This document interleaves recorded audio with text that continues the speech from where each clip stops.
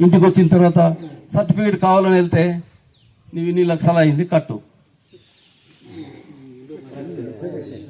అదే కదా, ఇన్ని లక్షలు అయింది కట్టు, కడితే సర్టిఫికేట్ ఇస్తాం. లేకపోతే ఇలాంటి సమస్యలు బోల్ ఇన్ని వచ్చాయి మా దృష్టిలో. ఎంతమందికి మాట్లాడతాం? గవర్నమెంట్ చేయవలసిన పని మనం ఏం చేస్తాం చెప్పు? మనం ఎమ్మెల్యే కాదు, అది ఎమ్మెల్యే కాబట్టి ఇలాంటి సమస్యలు ఉంటే అసెంబ్లీలో మాట్లాడి ఇలాంటి సమస్యల మీద మాట్లాడడానికి కోసం ఈ కష్టాలు ప్రజలు లేకుండా చేయడానికి మనం ఓటేసి గెలిపిస్తాం కదా. ఆ ఓటుతో గెలిచిన వారు ఇప్పుడు ఎవరు ఎమ్మెల్యే? ఏ పార్టీ ఎమ్మెల్యే? YCP MLA. సరే వైసీపీయో టీడీపీయో బీజేపీయో ఉందని, కానీ ఎక్కడ వెళ్ళాలి మీరు? కోంతి पर వచ్చే మాఘవరం గంగాదేవత జాతరకు అయ్యలే తమరు పైకి వయసుకి సదుపాయం వయసుకి असेंबली गले वैसी असेंबली ये लोग जीवर नहीं देखला कि टीवी से कथा इलाटा तुम्हें बोलो कि पहले देखला कि तुम्हें వెళ్ళలేదు. ఎందుకు వెళ్ళలేదు? మరి వాళ్ళు అంటున్నారు మాకు మైక్ ఇవ్వడం లేదని. వాళ్ళు వైసీపీ వాళ్ళు 11 మంది ఉన్నారు, ఎందుకు మైక్ ఇవ్వరు? ప్రతి సభ్యుడు కూడా మైక్ ఇస్తారు. ఆ రోజు నేను మరి ఒక్కడే కదా గెలిచాను ఎమ్మెల్యేగా, మరి నాకు మైక్ ఇచ్చారు, నేను మాట్లాడాను, చాలా సమస్యల మీద పోట్లాడాను. అంటే ఈ దద్దమ్మలకి ప్రజల మీద ప్రేమ లేదు, ప్రజల మీద ప్రేమ లేదు, అభిమానం లేదు. వీళ్ళంతా రాజకీయాలే చేస్తున్నారు. రాజకీయాలు ఎవరికి కావాలండి? రాజకీయాలు నువ్వు చేసుకో ఎలక్షన్ టైంలో, కానీ మిగతా టైంలో ప్రజల తాలూకు అవసరాలు, ప్రజల తాలూకు కష్టాలు, ప్రజల తాలూకు హక్కులు మనం కాపాడాలి. ఇది లేదు.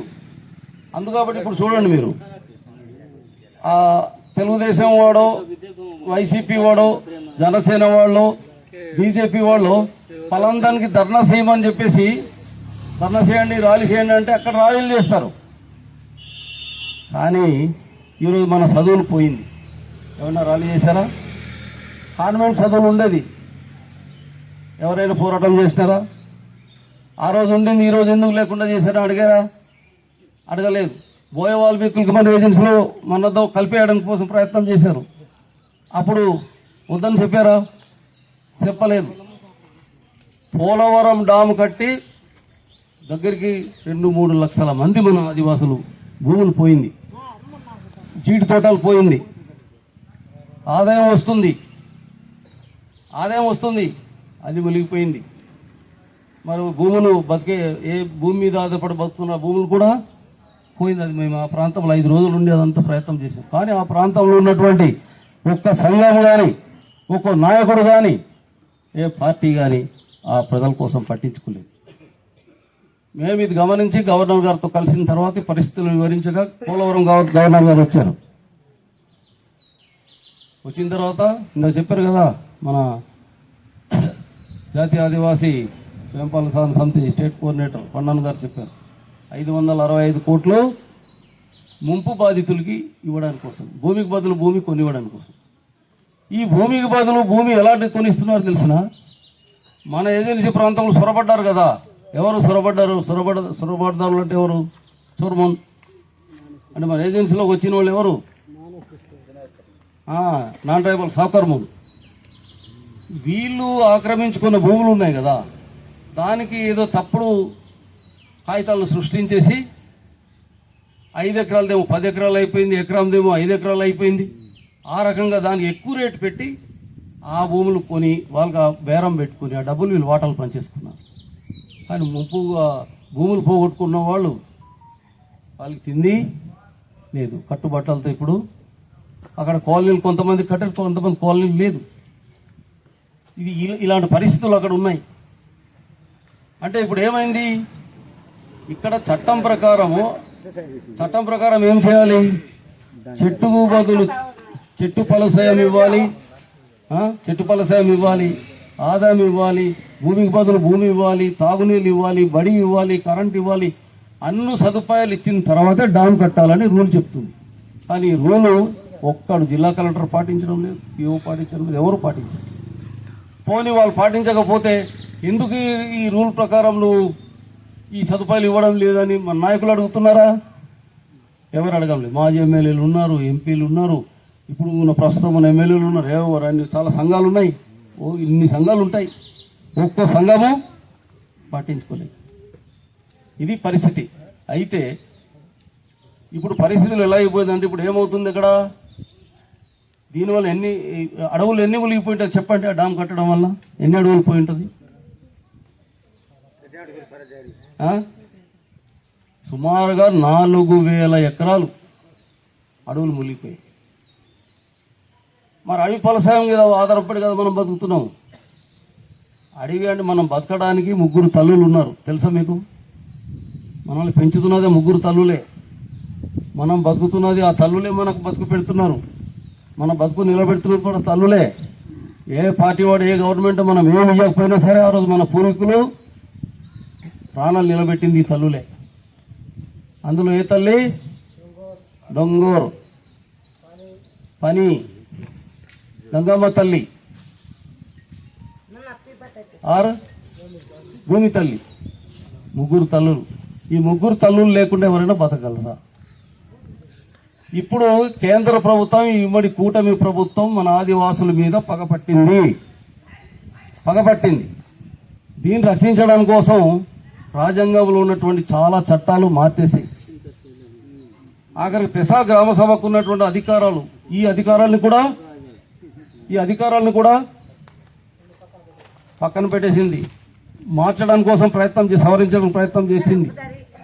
ఓ అడవి తవ్వాలంటే దానికి కొన్ని చట్టం ఉంది. ఆ చట్టం ప్రకారం వీళ్ళని కాపాడుకునేవాళ్ళం.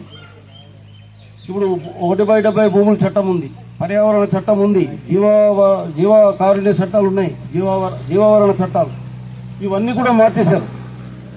ఇప్పుడు ఈ గనులు తవ్వేట వాళ్ళు, కొండలు తవ్వేట వాళ్ళకి అప్పుడు నేరాలు, శిక్ష ఉండేది, పెద్ద శిక్షలు. ఇప్పుడు ఏ శిక్ష లేదు.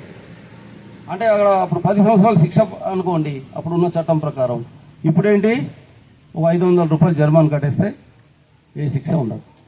దానివల్ల ఏమైంది, శిక్షలు ఉన్నది కాబట్టి కేంద్ర ప్రభుత్వం దన్నుతో వీళ్ళందరూ ఇప్పుడు ఎక్కడికి వస్తున్నారు? ఇప్పుడు మన అడవి తల్లిని ఎత్తుకుపోవడానికి వీళ్ళు వస్తున్నారు. మరి అడవి తల్లిని కాపాడుకోవాలంటే ఇప్పుడు ఏం చేయాలి? అడవి తల్లి అంటే అడవి తల్లి, గంగమ్మ తల్లి, భూమి తల్లి. ఈ 3 తల్లులు ఉంటేనే మన ఊరు. 3 తల్లులు ఉంటేనే ఊరు, లేకపోతే ఊరు ఉంటుందా? అడవి ఉండదు. అడవి లేకపోతే, అడవి తవ్వితే ఏమవుతుంది? నీళ్ళు ఇంకిపోద్ది. నీళ్ళు ఇంకిపోతే ఊరు ఉంటుందా? ఊరు ఉండదు. ఎక్కడికి వెళ్తాం? ఉదాహరణకి మీకు ఒకటి చెప్తాను. ఇక్కడ డామ్ కట్టారు కదా, ఏ డామ్? జోలపుట్ డామ్. పక్కన డుడుమా డామ్. ఎవరు పోయారు ఇక్కడ? ఎవరు పోయారు? ఎవరి భూములు పోయింది? మన ఆదివాసుల భూములు పోయాయి. పోతే వీళ్ళు ఎక్కడ పారిపోయారు? ఇప్పుడు చింతపల్లి, పోలవరం దాకా కూడా వెళ్ళారు. మన వాళ్ళు ఉన్నారు, మన కలిశారు. రంపచోడవరం ప్రాంతంలో ఈ లబ్బూరు నుండి వెళ్ళిన వాళ్ళు కలిశారు. మాది లబ్బూరు అన్నారు, మాది రూడకోట అని చెప్పాను. లక్ష్మీపురం వాళ్ళు కూడా ఉన్నారు అక్కడ. తర్వాత మళ్ళీ ఏదో ఊరు చెప్పారండి, లబ్బూరు ఒకటి, అల్లంపడ వాళ్ళు కూడా మేము అది అల్లంపడ అన్నారు. ఈ అల్లంపడలో మా నాయకులు ఉన్నారా అని చెప్పింది. ఇప్పుడు వాళ్ళకేంటి తెలుసా, మేము ఇక్కడ కొత్తగా వస్తాం కదా, మేము తక్కువ మంది ఉన్నాం, మాకు ఎస్టీ సర్టిఫికేట్ ఉంటుందా లేదా అనేది డౌట్. చాలామంది దగ్గరికి వెళ్తే వాళ్ళు సరిగ్గా చెప్పకపోతే సరే మీ ఊరు వాడే వస్తున్నాడు అని చెప్తే మొత్తం వచ్చారు. వాళ్ళు నాతో కలిశారు.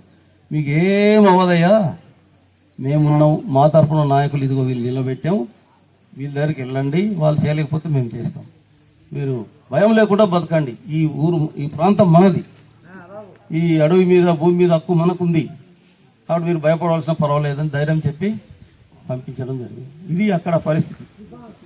తర్వాత డామ్ కట్టిన తర్వాత ఇప్పుడు పరిస్థితులు ఏంటి తెలుసా? ఆ రోజు భూములకి, అడవి ఫలసాయానికి, ఆ అడవుల్లో ఉండే పోడు భూములు ఉన్నాయి కదా, ఐటీడీఏ వాళ్ళు ఇచ్చినటువంటి జీడి మొక్కలు వేసుకొని పంటలు పండిస్తున్నారు. మంచి తోటలు, జీడి తోటలు బాగా పెరిగాయి. 20-25 సంవత్సరాలు దాటిపోయింది కదా, లక్షల ఆదాయం వస్తుంది. ఇప్పుడు డామ్ కట్టడం వల్ల ఆదాయం అంతా కూడా పోయింది. మరి తోటకు బదులు తోట ఇవ్వగలడా? ఇవ్వలేడు. అడవికి బదులు అడవి ఇవ్వగలడా? అలాగే 4 లక్షల ఎకరాల భూములు, అడవి భూములు పోయాయి. అంటే అడవి మనం బతుకు కదా, ఆ డాములో మునిగిపోయింది, ఆ విధంగా బతుకుపోయింది. దానివల్ల ఇప్పుడు వాళ్ళు ఏం చేస్తారో తెలిసిన, రాత్రి 1 గంటకు బయలుదేరి రావులపాలెం దగ్గర కూలికి వెళ్తున్నారు. అక్కడికి వెళ్ళేసరికి తెల్లవారుతుందట వాళ్ళు, తెల్లారిన తర్వాత అక్కడ కాసేపు చేరబడి టీ తాగి కాసేపు చేరబడి సాయంత్రం దాకా పనిచేసి 5-6 గంటలకు బయలుదేరితే మళ్ళీ రాత్రి 12 అవుతుందట రావడానికి. అది ఈ విధంగా కేంద్ర రాష్ట్ర ప్రభుత్వాలు మన ఆదివాసుల మీద పగ పెట్టుకున్నది. ఈ పని మొట్టమొదటిసారిగా ఎవరు చేశారు తెలిసిన? చంద్రబాబు నాయుడే చేశాడు. ఇక్కడ అనంతగిరి దగ్గర నిమ్మలపాడు గనులు మొట్టమొదటిసారిగా మొదలుపెట్టింది నేనే, చంద్రబాబు నాయుడు. ఆయనే మనకు ముఖ్యమంత్రిగా ఉన్నాడు. ఈ ముఖ్యమంత్రి ఎవరు తోడున్నారు? నరేంద్ర మోడీకి తోడున్నారు. వీరికి ఇద్దరు తోడు మళ్ళీ ఎవరున్నారు? పవన్ కళ్యాణ్ గారు తోడున్నారు. వీళ్ళందరూ కూడా ఆదివాసులకు వ్యతిరేకమే. వాళ్ళు ఏం చెప్పితే అదే చేస్తారు. ఇది పరిస్థితి. అందుకబట్టి ఇప్పుడు మనం ఏం చేయాలంటే దీని పరిష్కారం ఆలోచించాలి.